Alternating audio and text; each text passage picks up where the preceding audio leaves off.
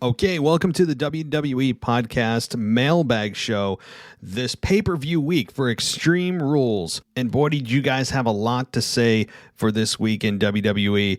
I'm really looking forward to responding to all of you. This is your show, and I'm really excited to get everything going right after this. So are you looking for another fun podcast? Well, we know you love wrestling, but what about Marvel Comics? If so, check out the podcast called Me and My Friend Pete. It's available on Podbean and Apple Podcasts or on Patreon. It's at patreon.com/HSPP. The host, Gerald, is also a wrestling fan, so that makes things extra fun, right? So join Gerald every week as he takes a romp down memory lane with Peter Parker, better known to the world over as the Amazing Spider-Man, following the comic series of the same name.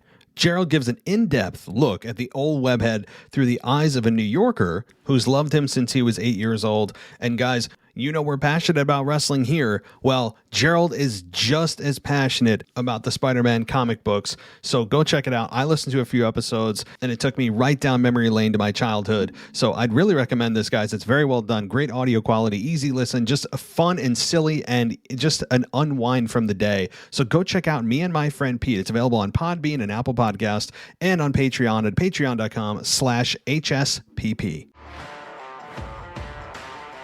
This is WWE superstar Drew McIntyre, and you're listening to the WWE Podcast.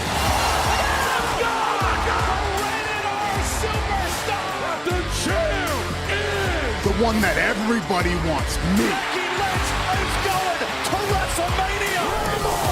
Claymore!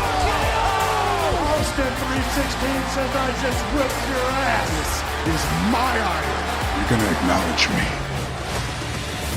All right, everybody, welcome to the WWE Podcast, The Mailbag. It is already that time of the week. It feels like I just did this. I swear, I feel like it was just a couple days ago that I did the mailbag, but here we are once again back in the saddle. And before we get things going, I just want to let you know that we will be having a new co-host come on here to cover the news briefs. Now, that doesn't mean I won't pop on every once in a while and give my thoughts on it, or maybe even do my own from time to time, but I'm excited to announce that we have a new team member coming aboard to talk about the WWE news, and it's going to be probably twice a week, or whenever there's something big happens, we're going to have him jump on and just do a quick 15-20-minute show regarding the news and giving his analysis, and obviously quoting any news sources that he has. I mean, Sportskeeda, The Torch, it could be anywhere. We're really TMZ, whatever the source is. We always are credited or going to credit that source. We don't pretend to have these inside sources. We are just giving you the news so you don't have to dig for it.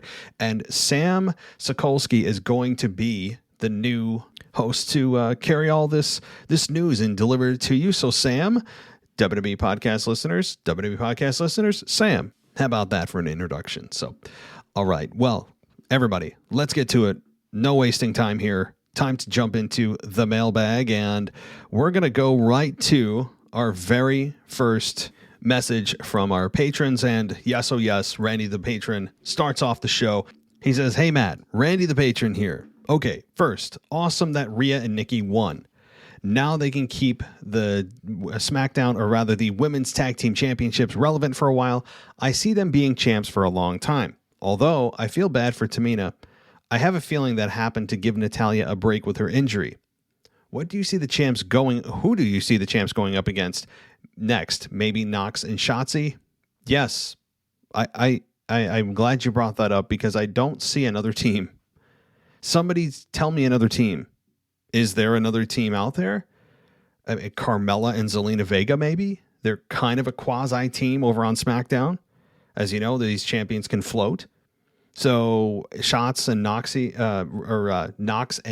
rather can bring their tank out, and we can play pretend, and they can put the titles on the line against them. I would agree that it's probably those two. And really we haven't seen a whole lot from them as of late, which is concerning. But that would be certainly the logical step. Yes. Now I have to say I saw SmackDown and I really like Tony and Liv together. I think they need them to be a team. What do you think? Most likely, though, it will make Liv a heel. So I like Tony and Liv together as well. I think the fans gravitate towards Liv Morgan. They're waiting for a reason to get behind her in a big way. You know, they've been teased here and there, but WWE has yet to say, yeah, we're going with you. They haven't done it yet. I know she was the favorite, the sentimental favorite, as Michael Cole put her, in the Money in the Bank ladder match for the women's ladder match. And I think the fans are still waiting. They're still patiently waiting for Liv to get her opportunity. And I think she will at some point, maybe if I was to guess 2022. But as far as Toni Storm and Liv Morgan together, I'm cool with it for now. It allows Toni to kind of ease into the main roster. And I know she was on NXT and did a great job there, but it allows her to work with Liv, who is a seasoned veteran on the main roster. Hey, Toni Storm is a much better athlete than I think Liv Morgan is. I mean, Toni Storm is insanely athletic, and I can't wait to see her go on a singles run. So at least it's giving both of them ring time, and I'm all for it. And eventually maybe they're women's tag team champions, or maybe this is something short-lived and they are both destined to just go on their own on singles careers. Either way, whatever this is right now, I'm fine with it. I don't think it makes Liv a heel right now. Liv is a beloved character. She was part of the Riot Squad for how long, and fans saw her talent, and she was booked as a heel for many years, and the fans are just tired of it. And I think it's going to, whatever reason that someone thinks that this is going to make her heel, I think it'll be overshadowed by the fact that fans want to love Liv Morgan and have a big reason to get behind her and make that kind of Daniel Bryan push for her. And fans force WWE to do that. And it's boiling underneath the surface. It's just waiting. Something needs to trigger it. We need a spark. Okay. Tag teams were big this week. They even had Angel Garza and Humberto Carrillo together now, which they look great. I agree. I really like the presentation and how they physically looked. Totally agree. Very clean cut, very professional, very nice looking together. What is your opinion on all tag teams getting the spotlight recently? It's a breath of fresh air. It really is, to see the tag teams get the spotlight. Hell, a tag team match has more than once over the last couple of months been able to main event Raw. I mean, how many times have you seen that? The tag teams certainly seem to be the flavor of the last few months. And I don't know if it's by design and we're giving WWE too much credit for saying, hey, you know what, Vince? We're going to make tag teams, and we should make tag teams a bit of a focal point here and not just focus on single stars. Vince has notoriously been and put singles careers and singles championships over tag teams, and I understand why. There's justification for that. But I'm wondering, when I say if we're giving WWE too much credit, if the reason that they're focusing on the tag teams is because they don't know what the hell to do with the single stars, and the star power has been lacking, at least, especially during the pandemic era, and maybe they are still kind of not sure what to do with people. So they throw them in a tag team, and it's just kind of happenstance that this is happening. It's not by design, but rather their inept ability to successfully build new stars in a singles role. So I do want to, and I'm not saying it's one or the other. I haven't really done a deep dive thought on that other than just to say, let's not give WWE too much credit yet on that. So I was listening to your What If. I was wondering why you like them to have less, why do you want them to have less titles? Honestly, less titles means less talent, and they cut even more. Think about it. Charlotte is champ right now. That means Becky wouldn't be. That's it. Later, Matt. So, okay, Randy, thank you for bringing that up. It is a good point. Because in theory, you would think, oh, there's fewer championships. That means they don't need as much talent.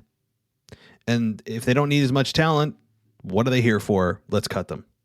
I understand that. And no, I'm not advocating for anybody to be cut, lose their job. I want as many people in this profession that have this passion to be employed successfully and live a full life. I mean, I really do. I respect people that do this so much.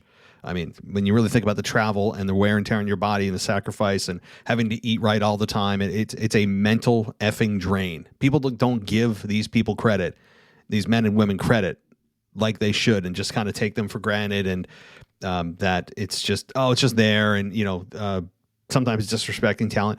I really do, and not that I've been in the business.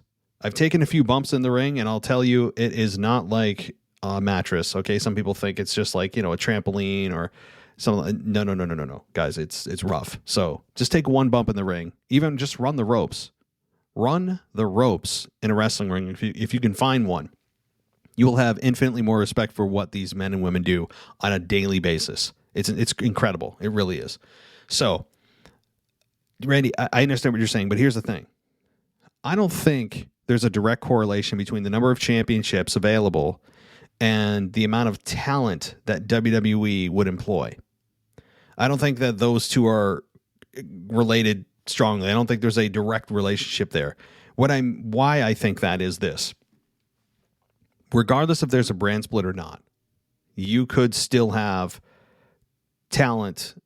You could still have fewer championships. Now, I'm for the brand split.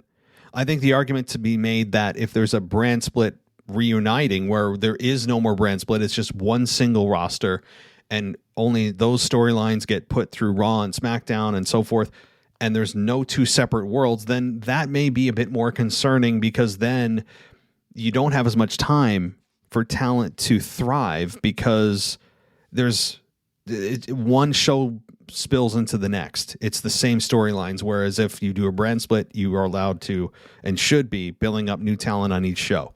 So that would be more concerning to me if they did that talent would get cut versus fewer championships. I mean, to me, fewer championships ultimately means those championships mean more by just the law of life. When there's less of something, regardless of what it is, it ultimately means that there is more value in whatever is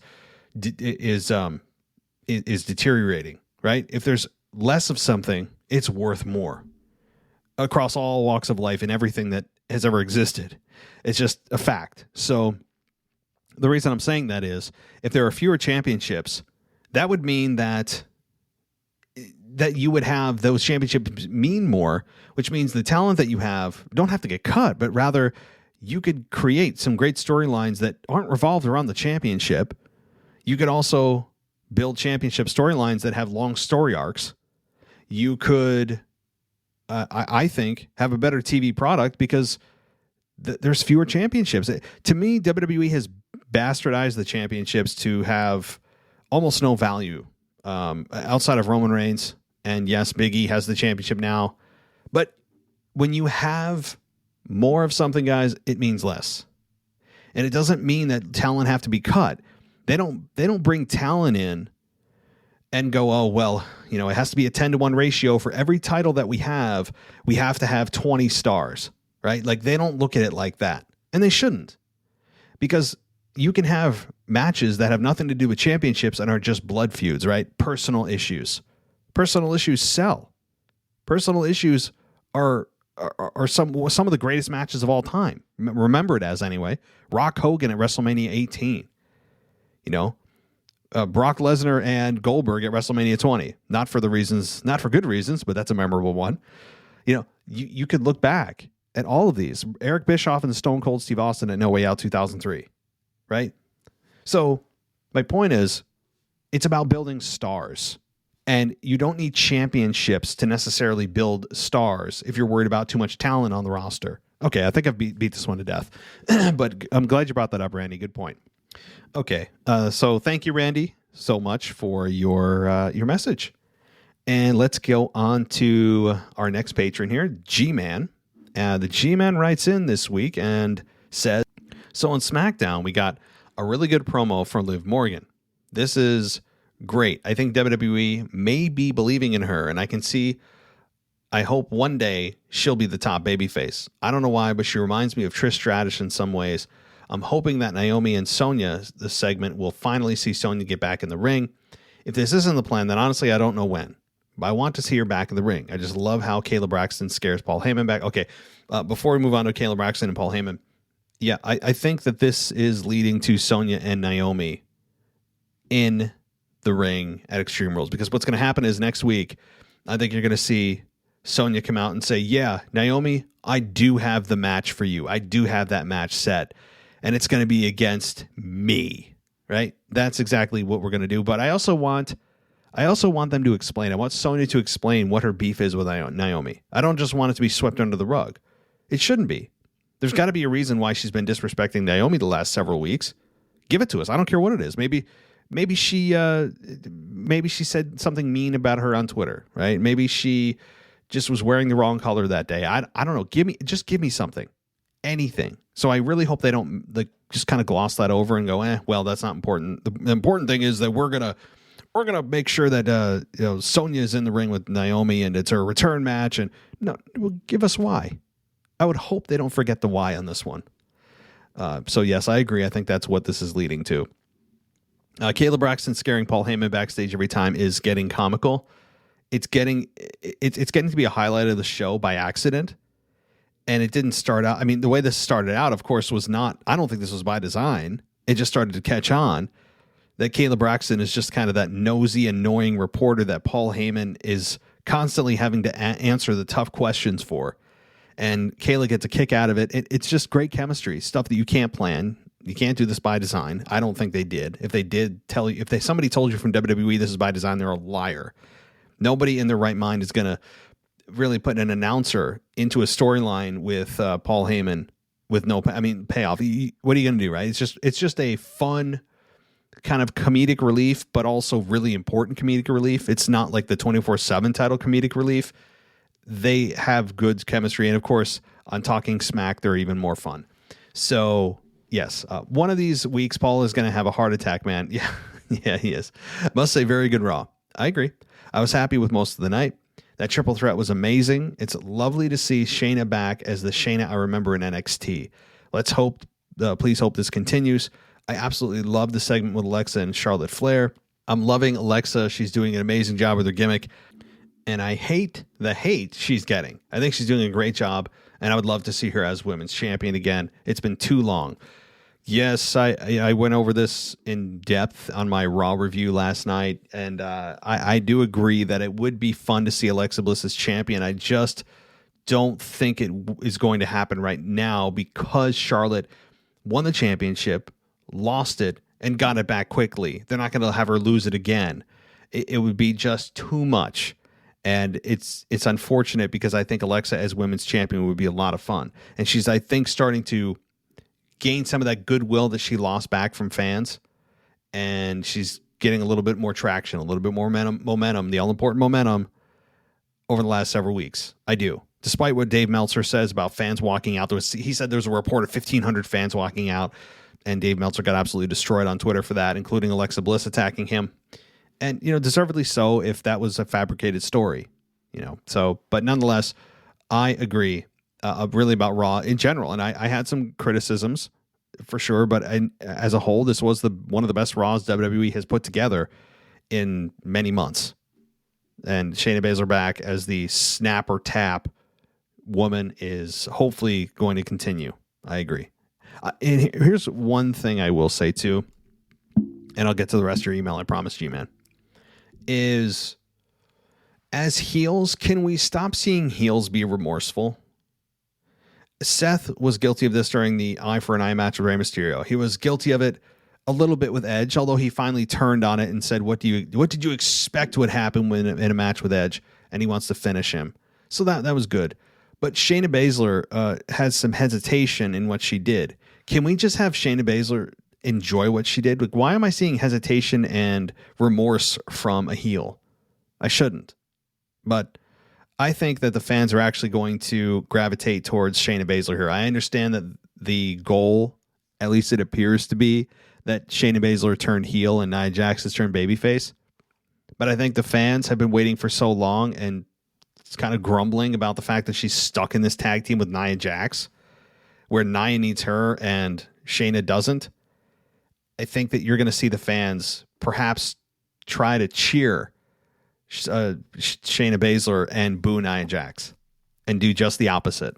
I think they might be saying, WWE might be setting themselves up for failure and not even knowing it here. So we'll have to see. I could be wrong, but it feels like one of those scenarios. Happy to see Jeff Hardy in the United States Championship match in Extreme Rules. Thank God he won't be chasing the 24/7 title anymore. I don't ever want to see that again. Yeah, I mean, the fact that Jeff Hardy was even mentioned in the same breath as the 24/7 championship in and of itself is a crime, much less actually chasing it single file like a fool. It's It's an embarrassment. I mean, I'm sorry. I know that it's comedic relief. It's always built-in comedic relief. You got to have it every show, according to Vince McMahon. But it's not even comedic relief anymore to me. It has died. It died a long time ago. It's like I'm watching a ghost. But yeah, I agree. Jeff Hardy, stay the hell away, please. Okay. Thanks, G-Man. I'll talk to you next week. And let's get to our next patron. Miller writes in, says, "How's it, Matt and the fan?" Miller here from the beautiful South Africa. I was just wondering, with the draft coming up, what has bigger authority? The network being Fox or USA, or does Peacock play any part in it? We don't have any of those three networks here. Or is it just depend on the brands being Raw or SmackDown to make the decisions? What input do the networks have in superstars or storylines for the two brands? Okay, so first things first. I will say that Fox overall has a larger audience. Fox has a wider net than does USA. They're available in more homes. They have more brand recognition. They are just a flat out bigger network. And the contract that they signed with Fox was a larger dollar value than the USA Network contract. So that being said, there's more at stake in the Fox product on SmackDown, which I don't think may be any coincidence that the SmackDown show is much better and is a more stacked roster in terms of star power. So I don't think there's any secret there really, or it's not coincidence that SmackDown has been better because of that reason. One of the reasons. So as far as the draft, yeah, look, while this draft coming up it's all predetermined. We know that that's what pro wrestling is.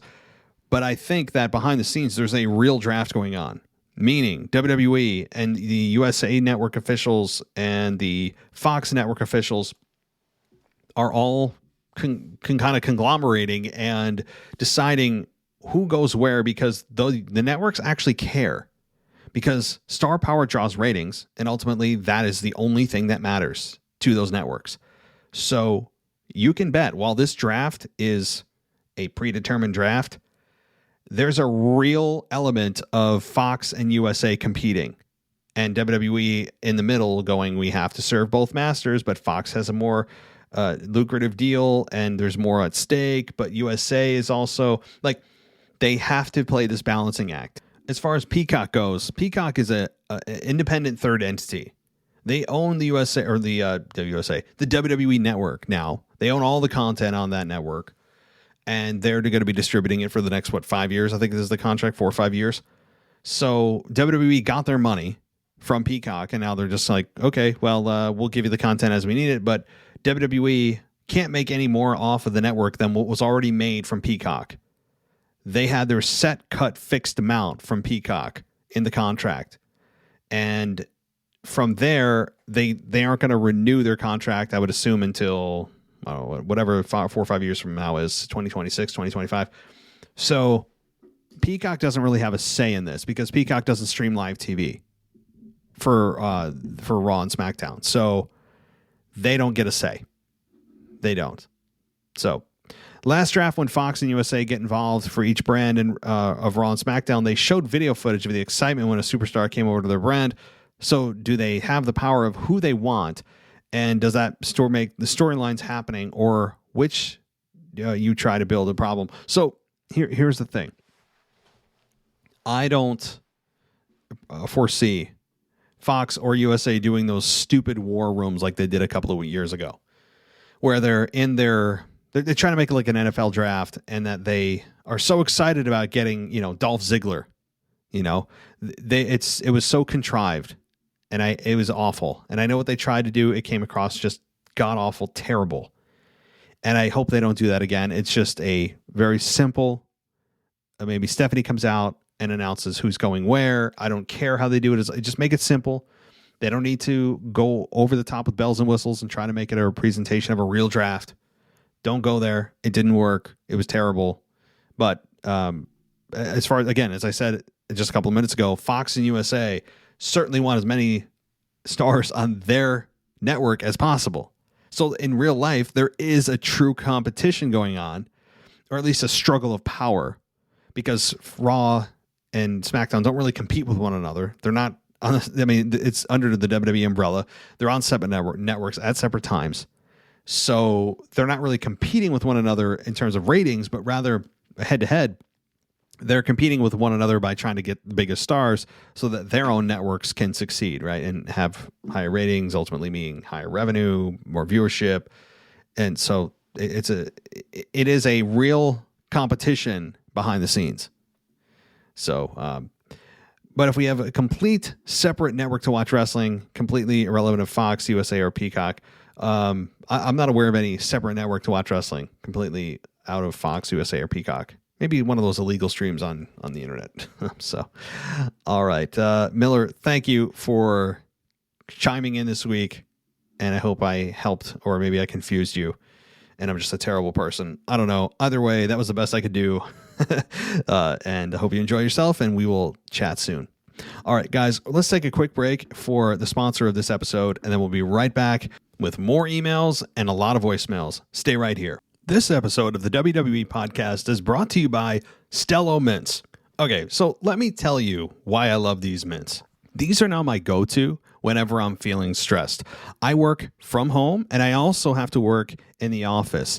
And if I have a meeting that really stresses me out, it just kind of puts me in a really bad mood and makes me anxious, all I do is pop one of these mints. It's a fast, simple way to feel more calm and clear-minded throughout your day, no matter how crazy things get. So let me give you an example. The other day I was in the office, and we started to go back to the office now that the pandemic seems to be somewhat under control, as they say. But I was back in the office, and we had to have a meeting right first thing in the morning. And right off the bat, I was assigned a massive project that I did not want any part of. It really stressed me out. I had to deliver the news to my team. And when I came back to my desk, I said to myself, this is a perfect opportunity to test out these mints. So I did. I popped 2 of them right in, and within minutes, I started to immediately relax. My mind started to clear. The fog lifted. It was a lifesaver. So these mints, by the way, are powered by CBD, and each tin contains 30 mints, and there's 3 different flavors you get to choose from. So peppermint, lemon, or matcha. All 3 of them are really, really good. So I would invite you guys, regardless of what your situation is. Look, my wife even tried these. She's at home with a toddler who is in crazy mode most of the day. Even she couldn't stop ranting and raving about how much these helped her throughout the day as she was trying to manage the chaos. So right now, this is exclusive to the WWE podcast listeners. You can get 15% off of these mints right now. All you have to do is go to StelloMints.com. That's StelloMints.com, STELLO mints.com, and use the promo code WWE Podcast. It'll get you 15% off of your order. It's only for a limited time, so go make yourself less stressed. Clear your mind. Trust me. I put these things through the ringer, and I can tell you firsthand that they absolutely help you calm down, clear your mind, and ultimately have a more productive and just a flat-out better day. So go check out StelloMints.com right now and put the promo code in of WWE Podcast and get yourself 15% off right now. Welcome back to the WWE Podcast. Let's get back to more great wrestling audio.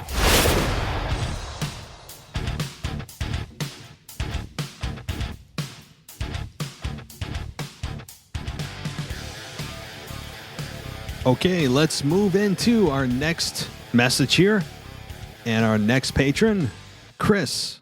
Chris writes in, and he says, I'm not sure if he wanted this on the mailbag, but I'm going to put it on here anyway because it's hilarious and it's short. He said, damn, you hit the nail on the head as to why I can't stand Big E at this moment. Well said. Well, thank you, Chris.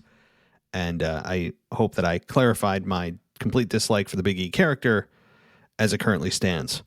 So glad you enjoyed it. And if you haven't heard about my opinion, well, what are you doing? My opinion is the most important thing. It means the most. It has the most value. Of course, I'm just being a conceited a-hole, but okay. Anyway, thanks, Chris. Let's get to our next patron here. And Deanna writes in, and she says, hey, Matt, it's been a while, but I really have to vent. Oh boy, here we go. Again, guys, I read these for the first time with you. I don't scan anything. So this can be fun. First off, I totally agree with you on Big E. He should absolutely not have the belt with his current character, and have Kofi and Xavier come out just confirms that he is still part of the New Day, which is ridiculous. Second, if I never see Ray and Nikki on my TV again, that would be great. Yes. Look, I would rant about Big E for your first point, but I've already done that on my previous show on Raw. It would be repetitive. If you want to hear it again, I ranted about it for like 15, 20 minutes on my Raw review, just how just ridiculous it is that they told us, WWE was telling us, the narrative was, oh, we're finally going to get to see what Big E does and looks like and evolves to as a single star. And what do? Put him right back with the New Day. That tells you they had zero idea, or at least zero confidence in whatever was proposed. If there was any proposal at all, if they were just like, yeah, well, let's just keep him with, do with what brought him to the dance. Let's not step outside the box and screw him up. Let's play it safe. Terrible. Unfortunately, the fans are in support of this, and I blame the fans as much as WWE. So I guess I'm right and all of you are wrong. I'm feeling really just, egotistical tonight. All right. Of course, I'm just kidding, guys. I'm just kidding. Okay, Deanna, let's continue on. Ray and Nikki, I agree. Just please move on.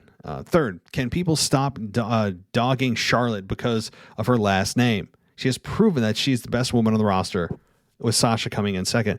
Yeah, I agree. I mean, just because her last name is what it is doesn't mean that she should bear the sins of her father, right? She should not have to carry her dad's cross, so to speak. And I would not drop her last name. I was hearing rumors that they were going to, and perhaps they considered it. But I think that would be a disrespect to Charlotte. That's her last name. She's not her dad. She is not her dad. And she has forged her own legacy and done an excellent job of it. And I think she is the best woman on the roster. People may hate that. People may say she's just a constant champion like Alexa Bliss did, and what would you be without the championship? I mean, do we really need to find out? And yeah, by the way, we do know Charlotte has gone more time than you think without a championship. We know who Charlotte is as a champion. And without a championship, she's the same person. She's still the best woman on the roster. In the ring, on the mic, she is a otherworldly talent. And I agree. Can we just stop? Charlotte had nothing to do with that. Nothing. So, all right. Fourth, I really wish Seth would come back to Raw and take the belt off Big E because he's on fire right now. Yeah, Seth right now is doing career work on Smackdown. Promos, attire, opponents, presence, confidence, everything. In ring, he is firing on every cylinder he has. Arguably, he is doing the best work of his career, hence career work right now. He's killing it. And I don't know what's for Seth beyond Edge. I haven't really thought about it. I would assume that if he goes to Raw, maybe it is Big E. I don't know. But here's the thing. I would not get your hopes up that Big E is going to lose that championship anytime soon. There was such anticipation for several years about what Big E would be like as WWE champion. Now, unfortunately, we got the most awful version of Big E you could possibly imagine as champion. But I don't think you're going to see that championship dropped probably until the new year. And I hate to say that. I wish we could just have a Miz length of a championship, meaning like a week, right? Maybe a couple of weeks. But I think you're going to have at least 3-4 months. I mean, I don't want to say it because I'll probably put it out there in the universe. But it could go all the way to a pay-per-view with some kind of word called Mania in it. I'm scared too. Anyway, lastly, I've been watching WWE for more years than you, and I'm truly over the stupid crap. You put crap, I think you meant crap. AEW is clearly the better promotion. Well, Deanna, yeah, I mean, I've been watching 25 years, so I apparently you have one-upped me.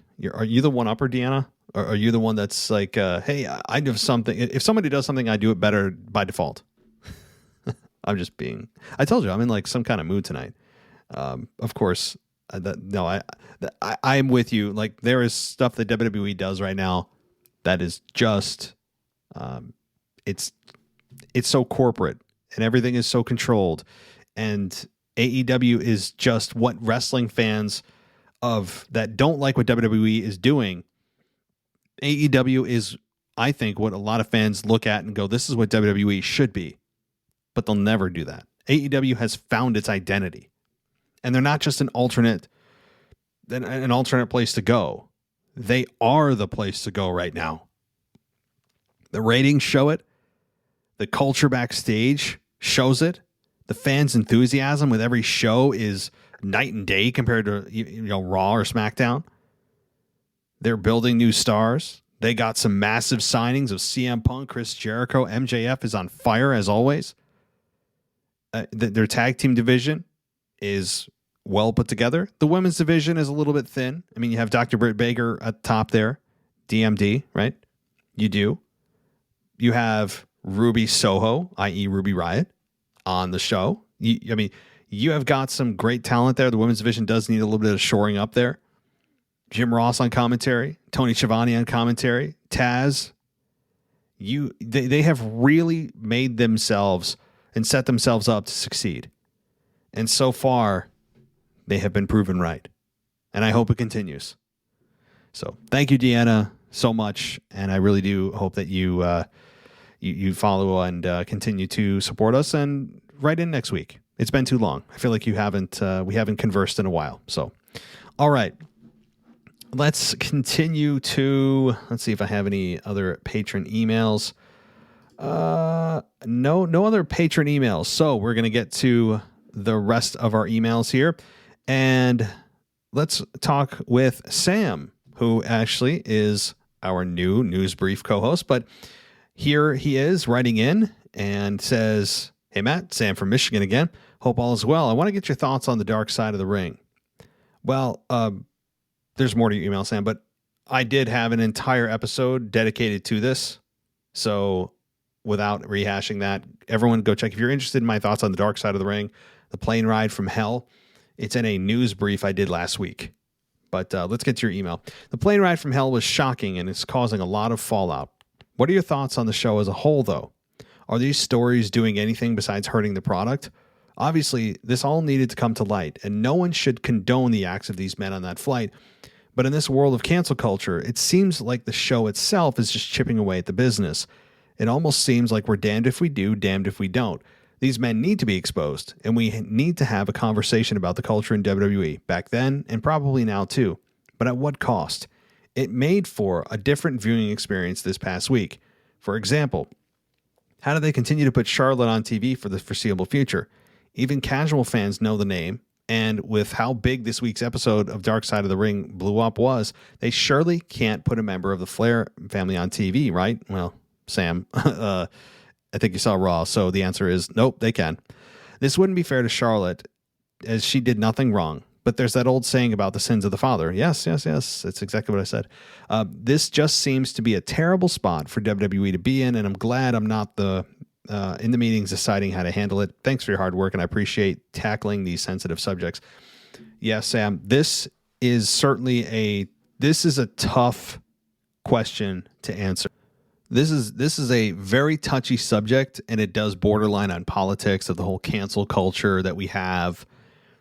And so I'm going to try to not bring politics into this. I'm going to separate them. I don't want to dive into politics. It's like talking religion, right? I mean, we might as well have a whole discussion on the Bible tonight, right? I mean, it is a touchy subject. But that said, Sam, let me just say this. And I like how you framed this question. I mean, again, if you want my whole thoughts on the episode itself, I have a whole episode on that.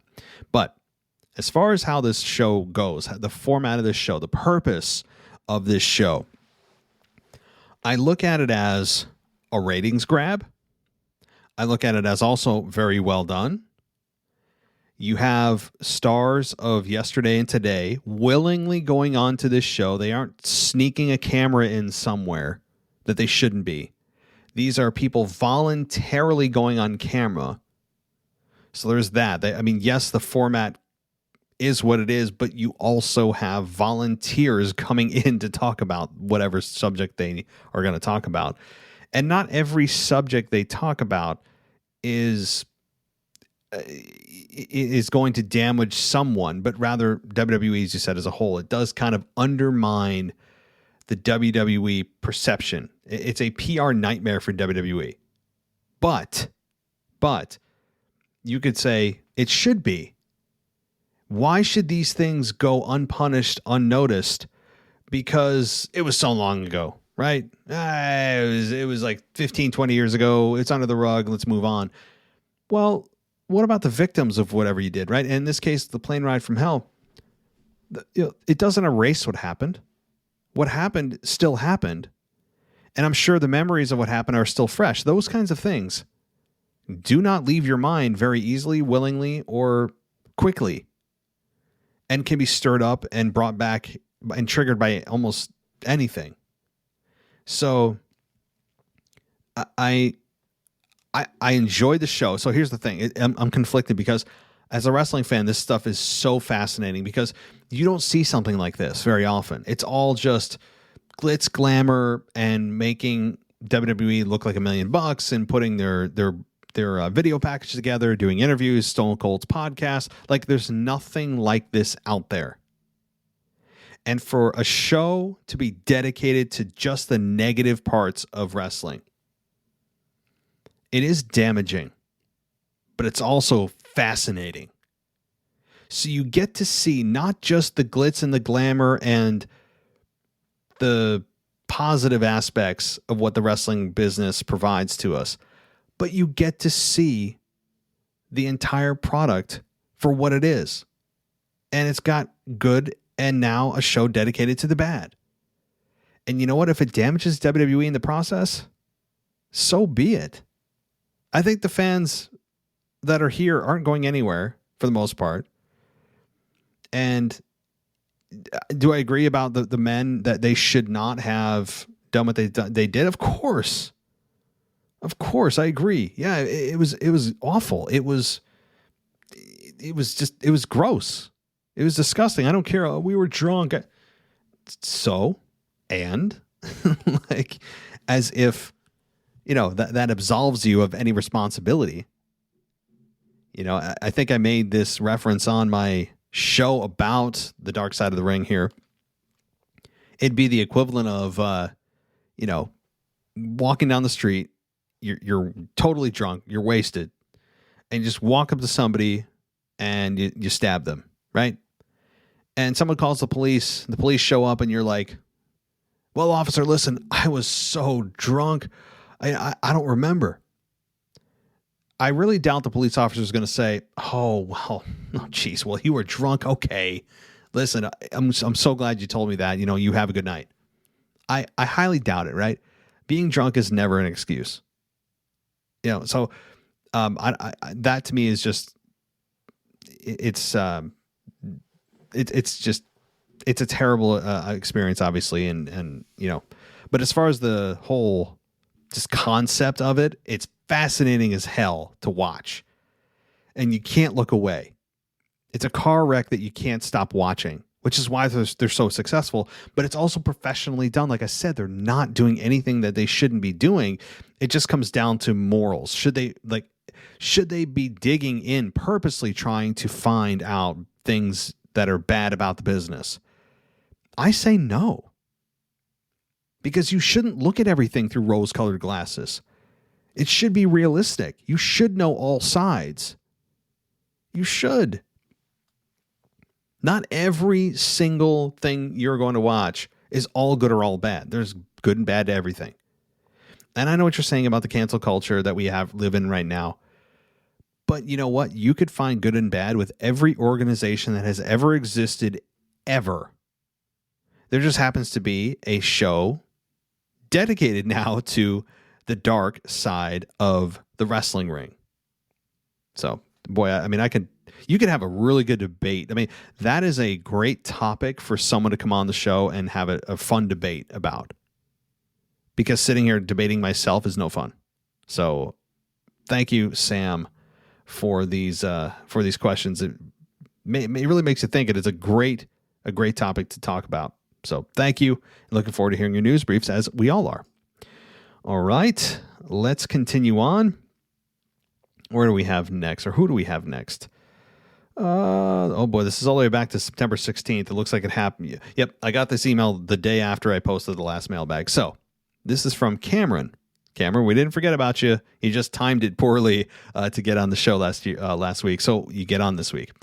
Okay, Cameron, you write in and say that, hi, it's me for the second time ever on the show. I hope I made it. I'm writing this at 2 a.m. Unfortunately, Cameron, you didn't, but you're on this week. Now, I know you're not a big fan of Big E's character and he needs to change. Personally, I'm fine with Big E's work right now. I'm a newer WWE fan, so I'm a New Day guy. And I really enjoy the goofiness side. Side note, I don't really use social media, so Big E's cash-in was actually a surprise to me. A great surprise to me. I'm the type of guy who is happy someone I like is winning a championship by any method, as long as they get the title. So as long as Big E's champ, I'm happy. But when Big E was in that rivalry with Apollo closing in on Mania, something was different about Big E. He started to change. His vibe, his aura, if you will, was a bit different. His entrance at Mania gave off more energy. For once in a long time, Big E's character was different, and I liked that a lot. But when he lost the IC title, he went back to typical Big E, New Day Big E, and I'm fine with that. I can't help but wonder how much better it could have been if they explored the other side of Big E more. Imagine a more serious Big E walking down the ramp while rapping his theme song in front of 60,000 people. Shivers of amazement just thinking about it. Also, Bobby ain't champ no more, so he can go back to those women because Bobby loves those women. Well, yeah, I mean, I didn't think about that. Maybe those women he hired are busy with him. Who knows? But look, Cameron, I'm glad you like Big E. I'm not going to try to convince you not to. And if you like the character, more power to you. That's what makes wrestling great, is we all love and hate different things about wrestling. And you're a newer fan, which is cool. I don't really actually hear it from too many newer fans. We all seem to kind of be grizzled veterans of the product, but it's really cool that you gravitate to Big E and you like his goofiness, you like New Day. I also would like to note, though, I think that since you're newer, you haven't grown tired of it yet. This group has been together since like 2015. That's too long. This to me, this group is just dead in the water. But the fans, unfortunately, don't agree, so I'm in the minority. I'm glad you enjoy them, for real. And I know that we started to see a character change with Big E towards Mania, and then it just fizzled away, and we got right back to business as usual with Big E. Nothing new to see here, folks. Nothing new to see here. Everyone, go back to your homes. False alarm. And it's a shame. It's a damn shame, because there's more to Big E, but they just took the safe road, and here we are with, to me, the worst possible version of Big E as the goofball carrying a championship that is, it was carried by Stone Cold Steve Austin, The Rock, Hulk Hogan, Undertaker, Kurt Angle, among many others, Triple H. And then we get to the gyrating goofball. Again, I'm not putting down his work ethic, his tenure, him as an actual person. I like all of those things. It's only about his character. I say only, but it is that superficial, but it's important. So thanks, Cameron. And I'm glad we were able to get you in here. Let's continue on to the next email here. And also was sent last Thursday. This is from Varric. He writes in, hey, Matt, my name is Varric. I'm 13, and I've been a listener for a long time now. I'm just wondering about, what do you think about the Big E title victory? And what do you think is going to happen during his title reign? I think the only way that his reign could mean anything is with a Kofi heel turn. Anyways, thanks, Varric.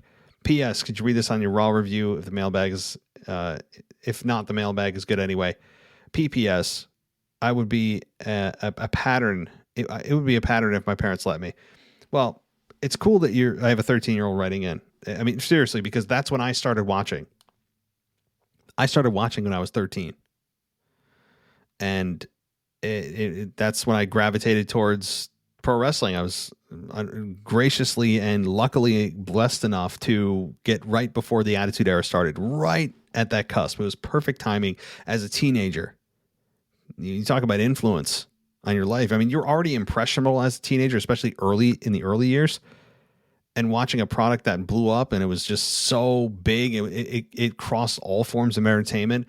The ratings were like 10 times what they are now. It's such a great time. So cool that you are at the age when I started watching. And so I'm not going to cover the biggie, what I thought about the title victory, because I went through that many, many times now. And I'm sure I'll get this question more, especially in the voicemail. So I'm going to try not to repeat it. You've heard it. But what do I think is going to happen during his title reign is something I have not explored. I would love a Kofi heel turn. I would love an Xavier heel turn. I have just given up hope that they're ever going to break up this group. I've given it up. It's kind of like when Roman Reigns was a babyface forever and ever and ever, amen, and then they finally turned him heel. I'm kind of at that point, right, where I just feel like I'm just like, okay, Vince, like, fine, keep them together forever, which also would lead one to believe that, okay, once you get to that point, isn't that when he's going to do it? So there's two schools of thought there, but let's go with the assumption that he doesn't do it. I don't know where he goes if Xavier and or Kofi turn heel. I don't know where he goes. I don't. I mean, the draft is going to be telling. I think the draft is going to really, really be eye-opening as to where Big E's challengers could come from. And I think Seth Rollins is one. As I mentioned earlier, Seth Rollins is probably in line shortly. So thank you, Varick, so much for your email, and hope to talk to you soon. Now let's get to another email now. This is from Brett. And I know, Brett, listen, I saw your subject here. It says, please read this on the Raw review. My bad. And I'm not doing this because I'm just trying to be a jerk. I just thought that this, for some reason, was for the mailbag. So like any emails I get, I kind of like put them in a subfolder, and that's where they stay until the mailbag. So I think I just grouped that in there, and I'm just seeing this now. You wanted it read on the Raw review. Unfortunately, I already did the Raw review, so we're going to have to settle for the mailbag. So here we go. All right. Hi, my name is Brett Newton. You've heard me before, but you don't remember me. I have a couple things to say. First off, I love your personal stories. I'd love if you did a segment or an episode about something personal wrestling-related story about you and other co-hosts, and I think it would be cool. Also, can you please start an episode with someone, maybe me, start a wrestling action figure episode every week about wrestling pick feds or wrestling shows, but WWE action figure stop motion and action figure news and even top 10s. If there's nothing pick fed or news or something, I think it would be cool. Love your show. Thank you for hopefully putting me on Raw because you're so cool and nice. So thank you. My favorite podcast is y'all. Hashtag NWO for life. Oh, and please go check out my YouTube channel, Dr. Dino Turtle. I have no subscribers. Please. Thank you. Well, everybody, go subscribe to Dr. Dino Turtle. How about that for a promotion? Hopefully get some subscribers off that. All right, Brett. Look, as far as adding another show, I'm not against this idea per se, but we are so packed with shows now. We almost have too much content. I'm not bragging about that because you do reach a point where there's just too much content to consume and it overwhelms you and you're just like, you give up and you're like, if I can't follow this, then I'm not going to follow it at all. So I think we're actually at that point where our listeners are like, damn, like we publish like 9-10 shows a week. That's 40 shows a month. It's a lot. But Brett, listen, I'll keep you in my back pocket if I need to fill in a new show or if we have a show drop off and this one could, possibly get put in here. So Brett, thank you for the idea. Thank you for the compliments and for being a longtime listener of the show. It really is much appreciated. Everyone, again, go to YouTube. Give this guy some subscribers. Dr. Dino Turtle. Dr. Dino Turtle. All right. How about that? Free promotion on this show because I'm just that nice of a guy. Okay. Let's get into the final few emails here. And this was from Dennis. Dennis says, how are you?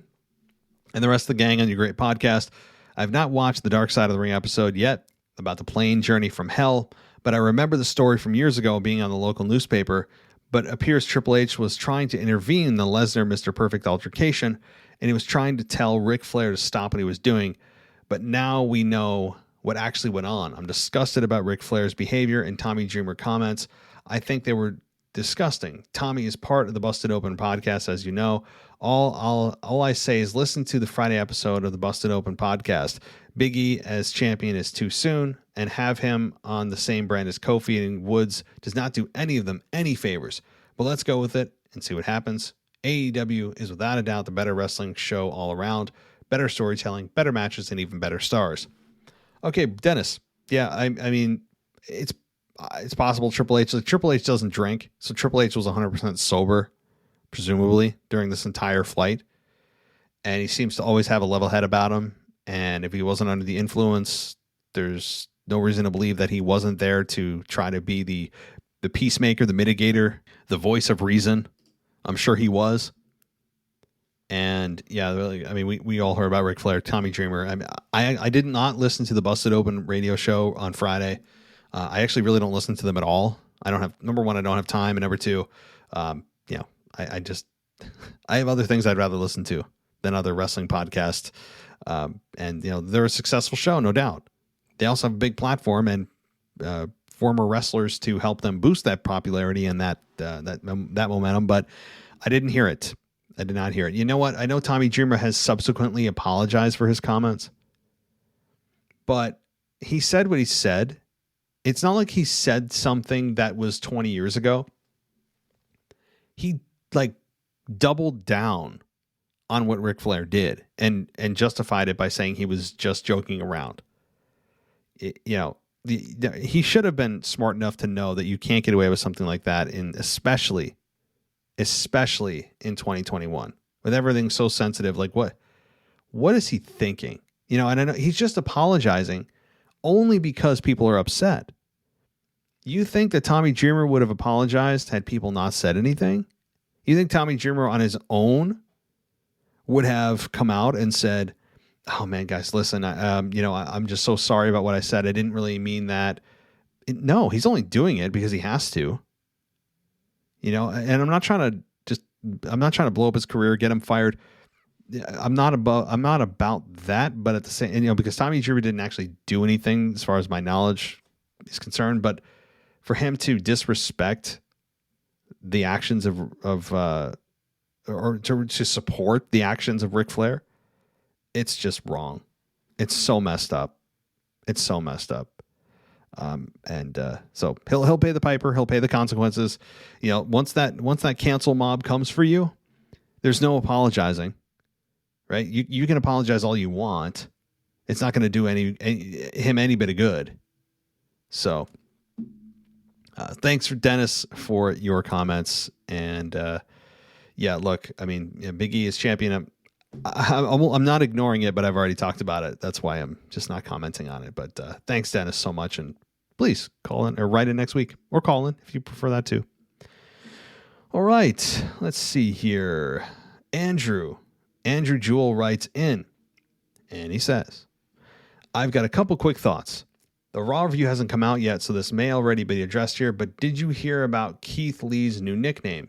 He apparently fought in a match before Raw and was introduced as Keith Bearcat Lee. What are your thoughts on this?" Oh boy. I hope that's not true. Please, no.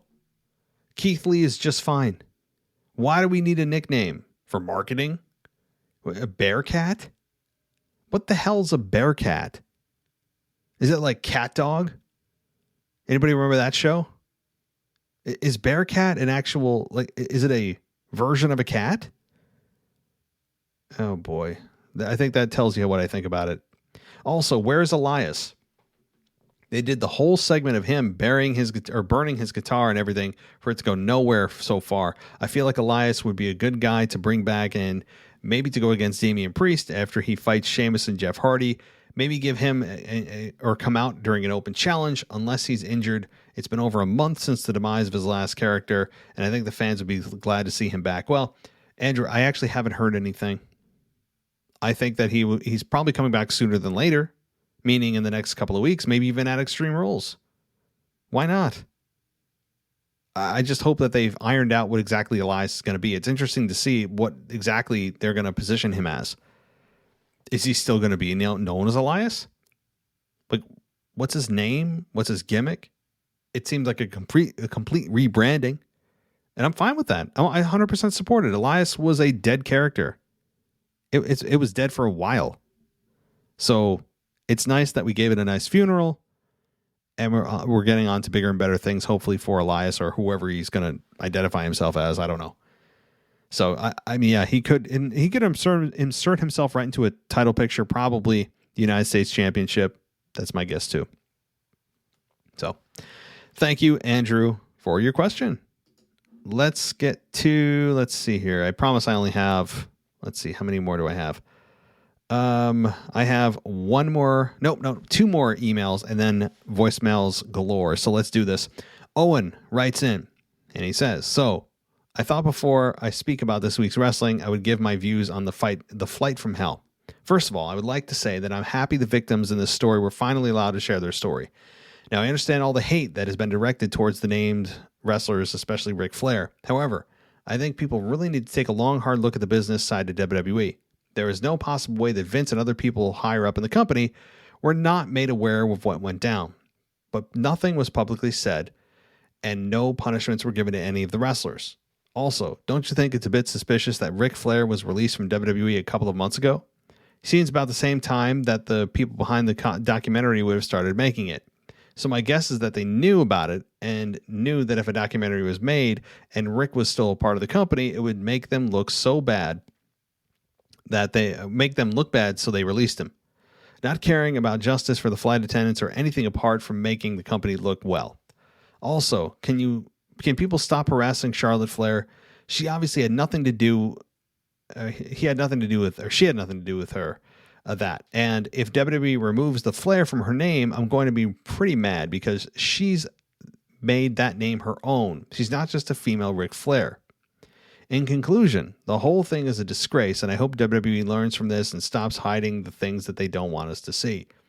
Anyway, with the serious bit over, okay, first of all, yes, before you comment on your final thought here, yeah, I'm glad it came to light too, and there's going to be good and bad inside every company. Look, everything bad that happens inside a company, we don't need to know, unless it is something that we should know, right? Like, what I mean by that is if, say, two wrestlers have a fight backstage or management was somebody from management actually gets in an altercation with somebody from talent or creative, right? There's actually some kind of physical altercation. I don't care. Deal with it internally, right? Like, I don't need to know everything bad that happens because every company is going to have things that they try to shield from the public.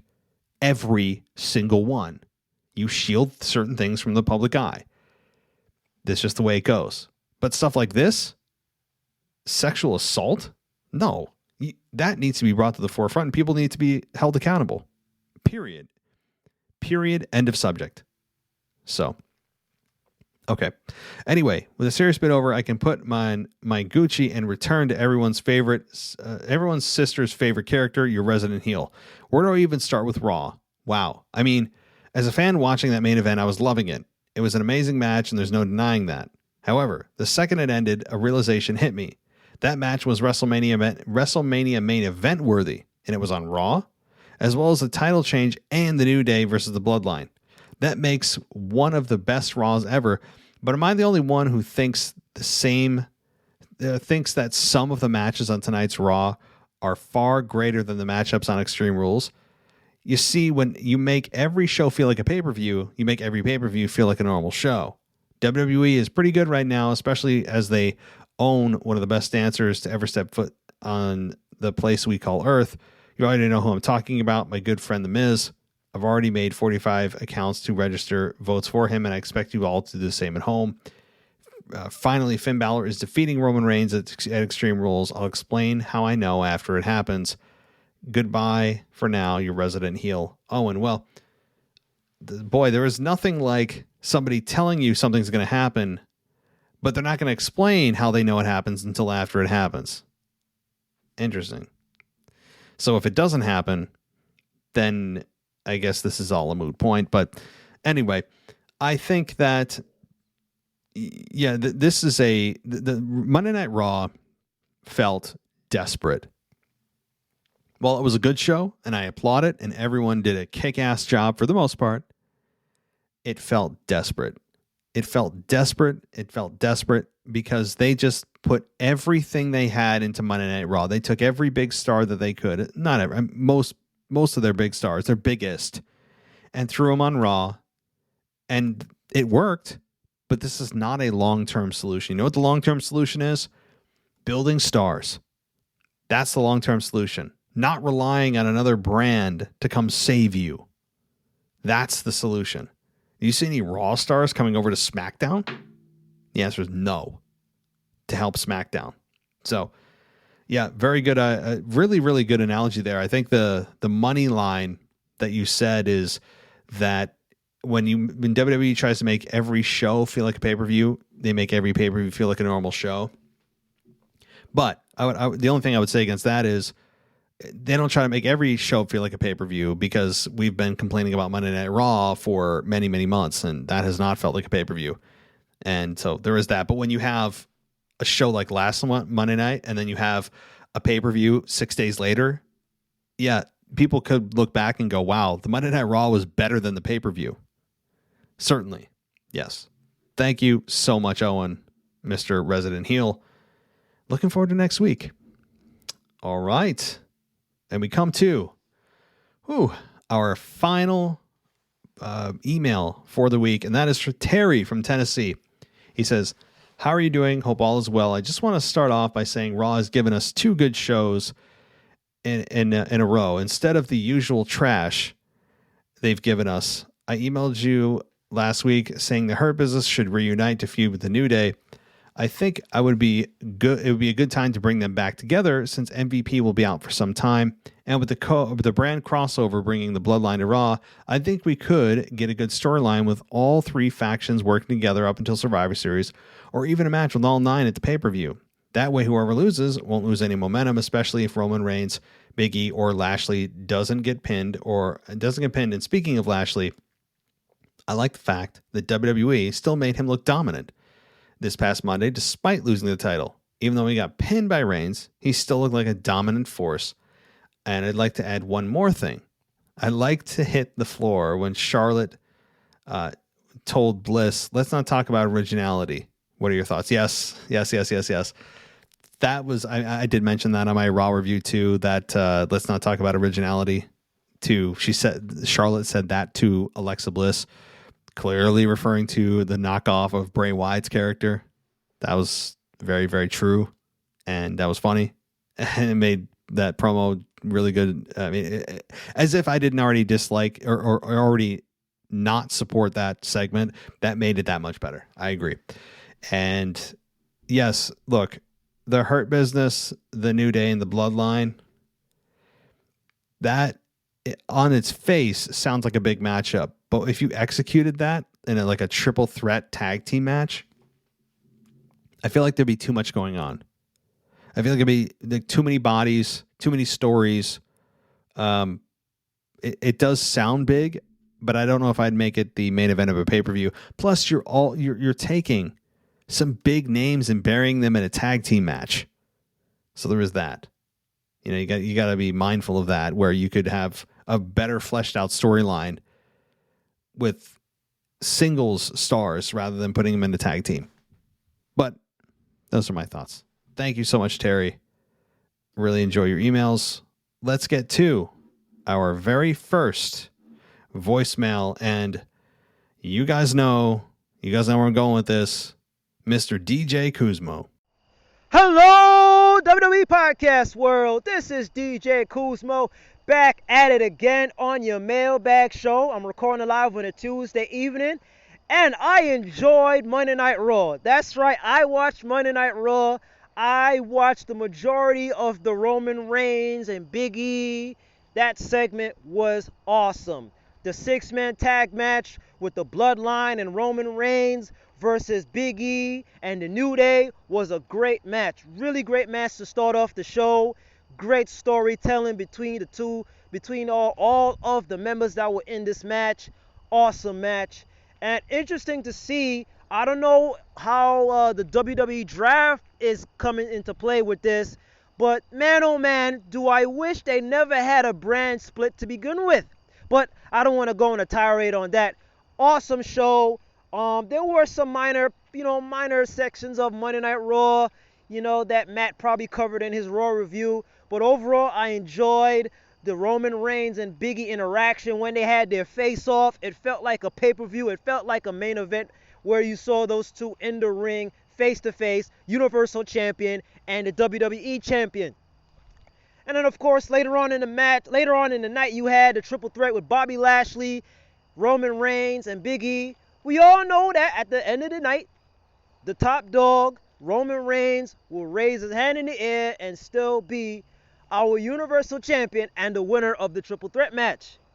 But I don't know what's gonna happen in terms of what's gonna happen next week for Monday Night Raw, because okay, you got me and a couple of other people that usually don't watch Monday Night Raw to watch this show, but what is creative probably planning to do for next week?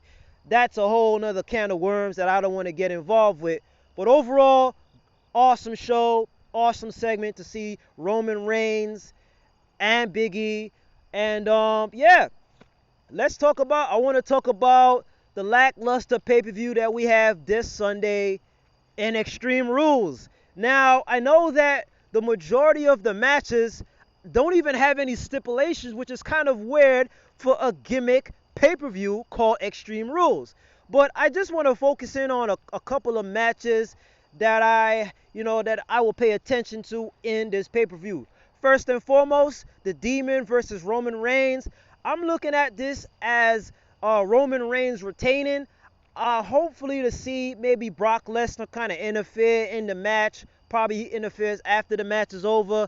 But I really do see Roman Reigns retains his Universal title against the Demon. I don't know why they would bring the Demon character and have him to lose to Roman Reigns, but it kind of fits the Demon character fits with the pay-per-view gimmick Extreme Rules. So hopefully we may see some interesting things that's going to happen in this match come this Sunday. The other match I want to talk about is the Bianca Belair versus Becky Lynch. Now, I'm kind of slowly trying to, get used to this whole heel character of Becky Lynch.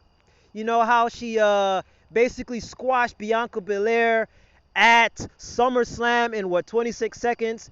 So in this match, now that Becky Lynch has been the champion for a couple of weeks now, I am booking that Becky Lynch is going to retain her SmackDown Women's title. I really do want Bianca to win, but the way how that creative is probably booking this, it seems that Becky Lynch is going to continue her reign as the SmackDown champion. And if all goes well with the draft, we should probably see Bianca Belair move to Monday Night Raw. And hopefully we get to see some new faces. I do want to see Sasha Banks return at some point, maybe at the pay-per-view or the Friday night after. But in this match between Becky Lynch and Bianca Belair, it's going to be an awesome match. I know it. I wish there was some sort of stipulation, but it seems like we're just going to get a good old-fashioned in-ring match between one of the best on the SmackDown roster for the women's division. I also want to talk about the Street Profits versus the Usos. The Usos have had the title since I believe since SummerSlam or the weeks before SummerSlam, since I think they had their match on free TV with the Mysterios. But in this match, I am really booking that the Usos retain. The tag team division overall, not as strong, not as depth. But, we have RK Bro on Monday Night Raw. But on SmackDown, there really isn't, outside of the Street Profits, there really isn't anybody on the babyface side to challenge the Usos. So I really see that the Usos are going to retain their titles and continue their reign as the SmackDown Tag Team Champions. Last but not least, this is also this match might probably be on the pre-show, but it's also from the SmackDown roster, and that is Carmella versus Liv Morgan. Shout out to Michael Ritter. I know he's a big Liv Morgan fan, and so am I as well. So I hope to see Liv Morgan squash Carmella probably in maybe let's say 2 to 3 minutes. Probably on the pre-show, but we want to see some momentum coming in for Liv Morgan. Hopefully she gets an opportunity to face Becky Lynch for the Smackdown Women's title in the near future. So overall, this is going to be somewhat of a lackluster pay-per-view because all roads most likely lead to the Crown Jewel pay-per-view in the Saudi Arabia show in October. That's all I got for you guys right now. I hope you have a great week. I hope you have an awesome weekend. I hope you enjoy or try to watch some good wrestling at the pay-per-view, even tomorrow night at the AEW Grand Slam from my hometown of New York City. But anyway, all the best. Have a blessed week, and I'll talk to you next time. Hey, DJ. Really, really good to hear from you. And it's weird that you didn't send an email in this week. So only getting voicemail is weird, but certainly great to hear from you. No doubt. And you're right about the card for Extreme Rules. It does seem a little bit underwhelming, but you have AEW's Grand Slam to lean on if you want to not watch a WWE product. That said, I think Extreme Rules could surprise us. I think it could surprise us. And Sasha Banks, as you said, maybe she comes back at Extreme Rules. You know, maybe she does. I think the women's division does need Sasha Banks, and maybe Sasha and Becky team up, or I don't know, but it's going to be hard to trust Sasha anymore anyway, like for reliability reasons to show up. And not that she's a bad worker, but I mean, it feels like Sasha comes and goes. So it's hard to get invested in anything she does because she's constantly being cycled around and she's having bad luck or injury or sickness or personal issues. I don't, maybe a combination of everything. So nonetheless, I totally agree. And DJ, thank you for the comments and the questions, or really just the comments. And it's nice to hear from you, and I'm sure we will hear from you next week as well. Oh, hey Matt, Bevan here. I think I've missed the mailbag for the week, but I'm back now. I'm finally getting to catch up on what's happened. But I thought Raw was I found it shambolic. First off, you've got a contenders match between, I think it was Shayna Baszler and Charlotte, a contenders match when we all know the next contender is Alexa Bliss at Extreme Rules. I don't understand that. So if they're having a contenders match that doesn't include Alexa Bliss, does that indicate that Alexa's not going to win? And if that's the case, they're just ruining storylines. They're ruining outcomes by this type of booking. So I think it's stupid. The other thing too is Big E winning. I know you've gone over it with Michael in your review, so I'll just give my 2 cents worth for what it's worth. I didn't like the way it went down. I thought it was weak. Not to mention, we've all spoken about how poor Big E's big ending move is. Bobby Lashley's chin didn't even touch the canvas. So how can you be knocked out if you're basically landing on Big E's arm, I think, or his body, so he's cushioned, and it's so plain to see that, thank goodness, like Bobby Lashley sold it, but man, you could park a car between the canvas and his chin. So it's just, sorry, I sound like such a whinger, don't I? And then for his old mate Xavier Woods and Kofi to come out and bumps around like Teletubbies. I'm done with them. Hey, I just think it's so wasteful. Not to mention the fact that you're having championship matches on Raw and SmackDown. What's the point of a pay-per-view? I know we keep going over this all the time and complaining about it, but it's true, isn't it? I mean, what's the point of watching a pay-per-view if you're going to see these championship matches on Raw and SmackDown? So it just takes that element of it being special and an event. It takes it and just rips it from you. So yeah, I'm glad I don't actually watch pay-per-views live. I don't think it's worth it. Anyway, I think my time's nearly up. On the plus side, I might as well end on a positive. Is your guys' show. I love it. So keep it going. It keeps me sane. Cheers, mate. Bye-bye. Bevan, buddy, great to hear from you. Hope all is well on your end down there in Australia. Here it's pretty crazy with the lockdowns. Hope you're doing well, staying safe. And look, I went over this contenders match, and it seems like you did miss our show last week. And I know that, it's sometimes the timing is tough. But look, the contenders matches don't make sense. They announced it, and I put this on my Twitter feed. We had Pat McAfee say that it just means that the winner of the match could receive a future title opportunity. And it doesn't make any sense. I'm like, so that really just describes every non-title match ever, right?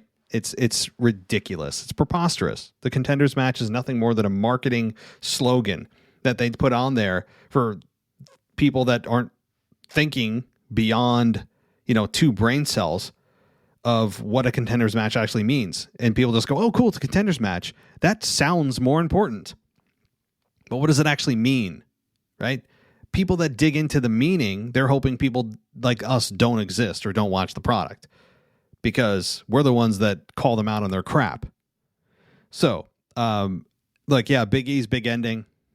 I've just completely destroyed this one already many times on this show. But you did add the fact that it's not even like they're trying to hide, or that finish isn't even, you can't hide how bad it is, how weak it is, right? It's not even a plausible finish. How is a belly flop a finish? Right? Like Shawn Michaels' Sweet Chin Music. Okay, you're hitting a knockout shot. Stone Cold Stunner. Makes sense. Even the rock bottom is a believable finish. It's god awful. The big ending is anything but a big ending.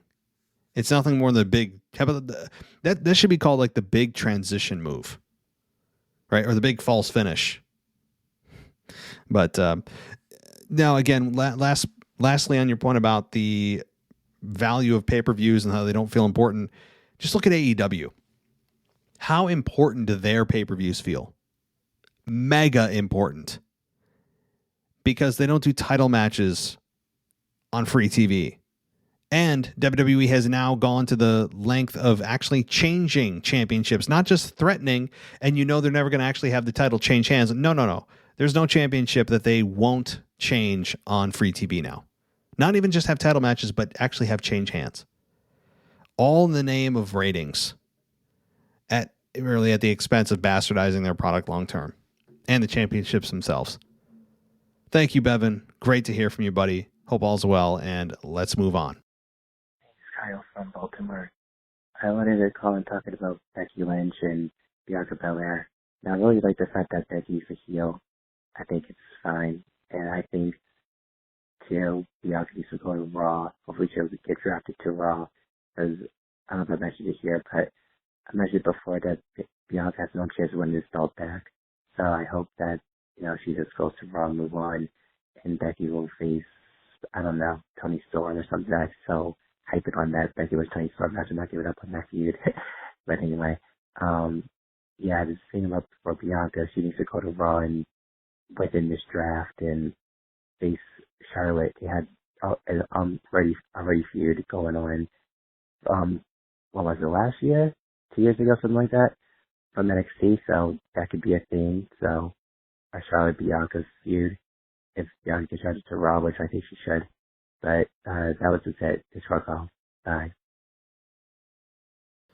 Hey, Kyle. Yeah, I think that's a good idea. I like Sasha going to Raw. And in fact, I think we won't hear from Sasha Banks. We won't hear anything from Sasha Banks until she's announced on the draft as going to Monday Night Raw.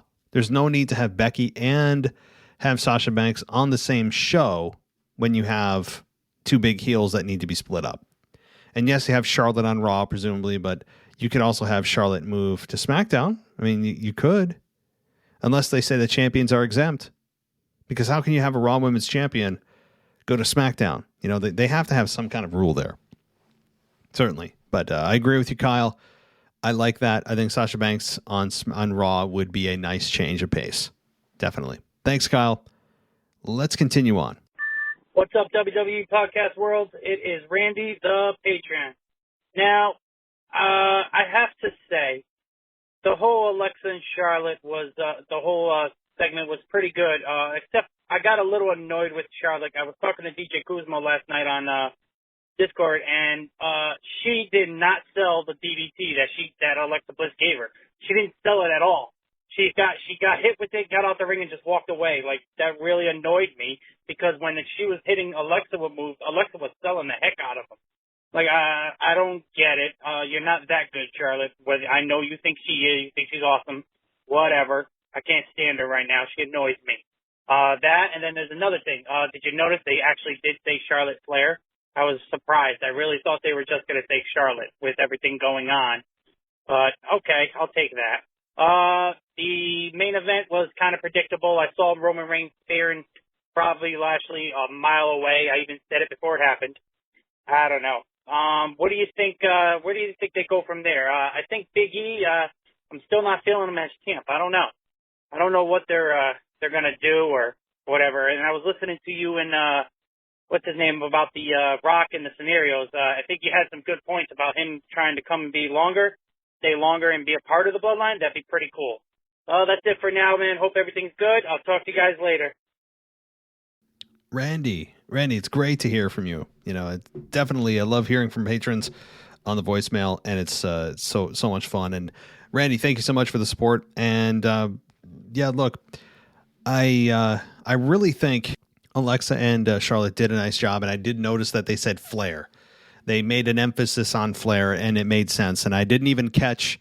It made sense in terms of them making a statement. The good old statement that they are not going to shy away from using the Flair name, nor should they. I made that point several minutes ago. But the no selling of the DDT, I mean, this isn't the first time we've seen a heel do this, right? Where the babyface hits usually a devastating move, knocks that individual out of the ring, and if it was a regular match, they'd just be down and out cold. But they wanted the visual, so I don't think it's Charlotte who's to blame here. I think it's just it's the creative. It's just what they do. We've seen this before. It's a segment that has been reused over and over again, and they wanted the visual of Alexa Bliss clearing the ring of Charlotte and having her get DDT'd and then roll out of the ring and just kind of barely hold her neck and kind of scour to the back is something that is, I don't like seeing it either. And I totally agree with you that it's a no sell of the move, but they sacrifice that, creative does, for that visual of Alexa clearing the ring and standing tall and doing it very quickly. That's the trade-off. That's the reason. Not a good one, but it is the one. So, as far as where they go from here regarding that triple threat, the answer is probably no. Nowhere. I don't think they're going to follow up on having a rematch with those three individuals right now. Right now, I think it's going to be, obviously Roman and Finn Balor, and then Roman and Brock Lesnar. Roman's going off on his own. You could have Big E and Lashley. I think they seem to be in a hell of a program right now. But how is Big E able to come to Raw? No one's explained that, unless they just said all champions can float. Maybe I missed that. If that's the case, fine. And I think right now, Big E and Lashley is a nice program. And Lashley still looking strong, even in taking the spear, was very, very cool. So thank you so much, Randy.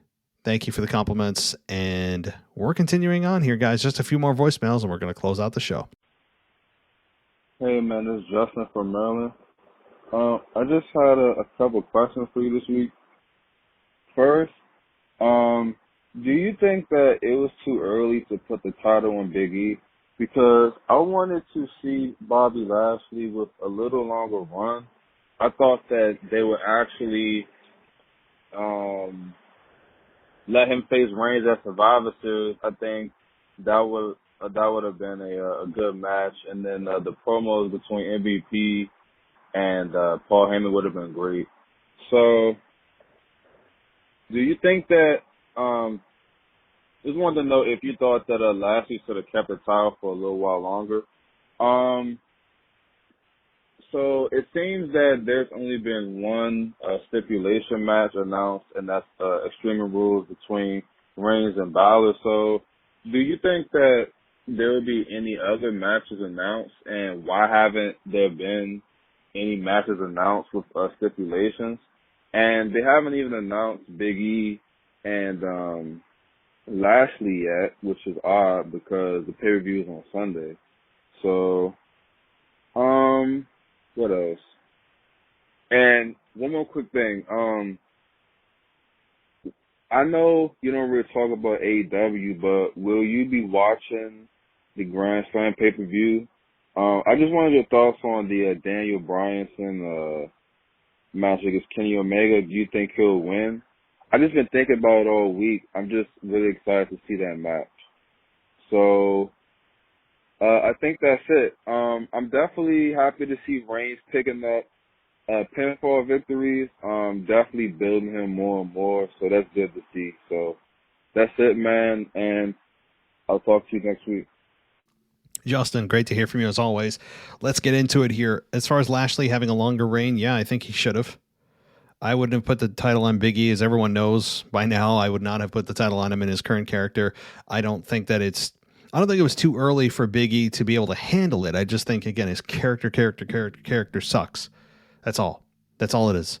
But as far as Big Lashley, I feel like they didn't get everything out of him they could have. I feel like there was a minimum of like 2 to 3 months left for him.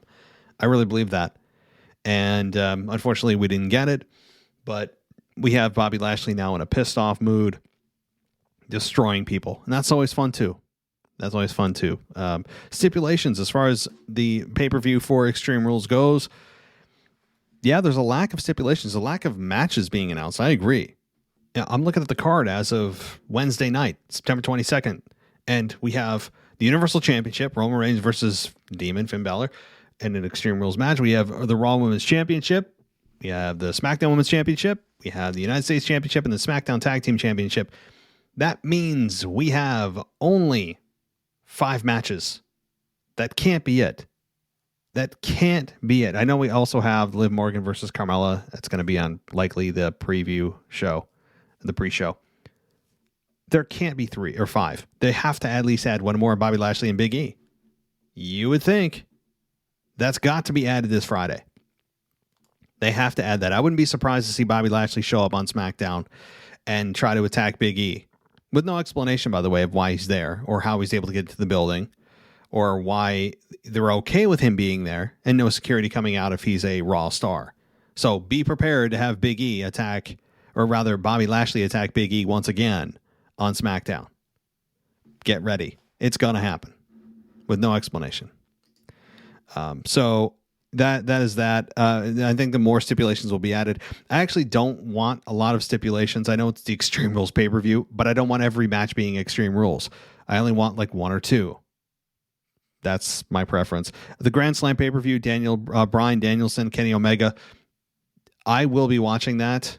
I will say this on a special feed. Let me leave it there. I will be watching it on a very special feed. And I'm excited for this match. Who do I think is going to win?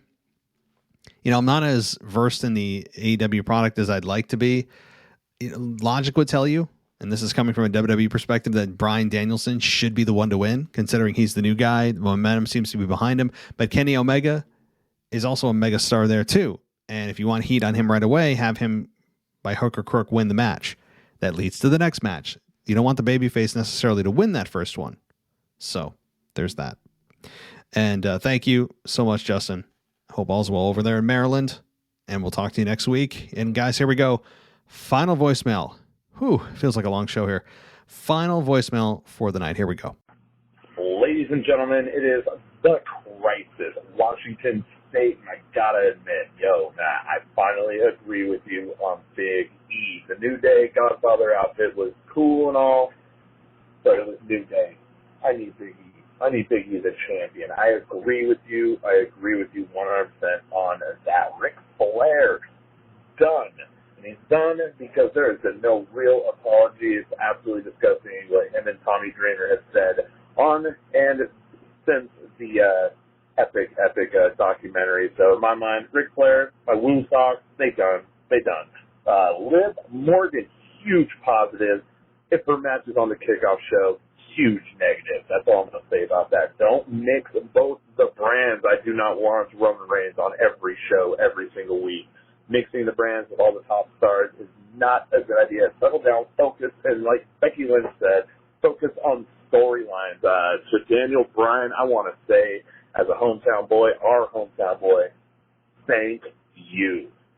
Casual wrestling fan, I'm sorry. I did not understand, or Resident Evil, I did not understand your promo at all. But all I got to say is this, is your Demon Fiend Saw, whatever it was bad. It was bad.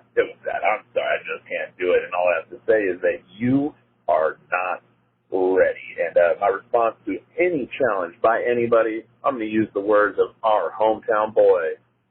Yes. A shout out to Ritter, shout out to Mimi, and of course you, Matt, man, I love the show. Let's keep it going. Let's talk next week, and maybe we should expand your universe a little bit. I think the Crisis is ready to join the squad that is the WWE podcast. Deuces, y'all.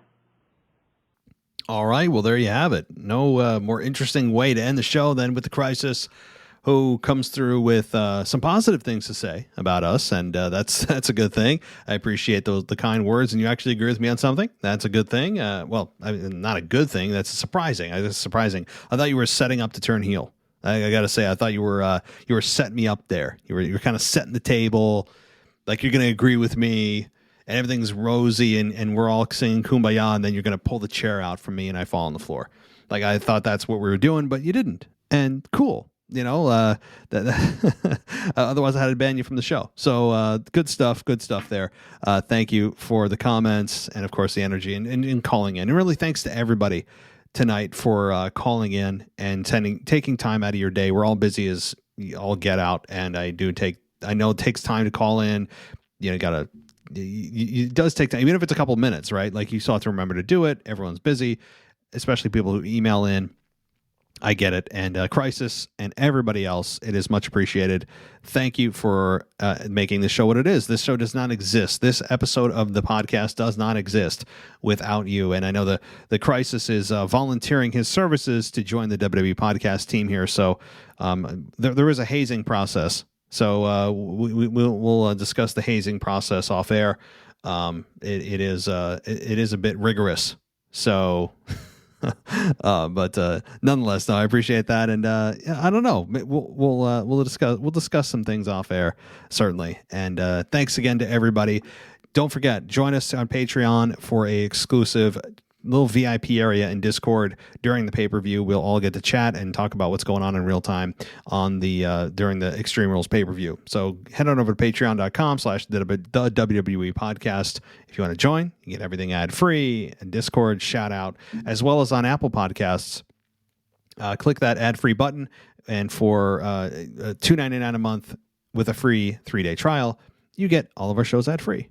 Pretty simple, right through your podcast app. Nothing separate, right on there, and you're good to go. So, everybody, thanks so much for listening.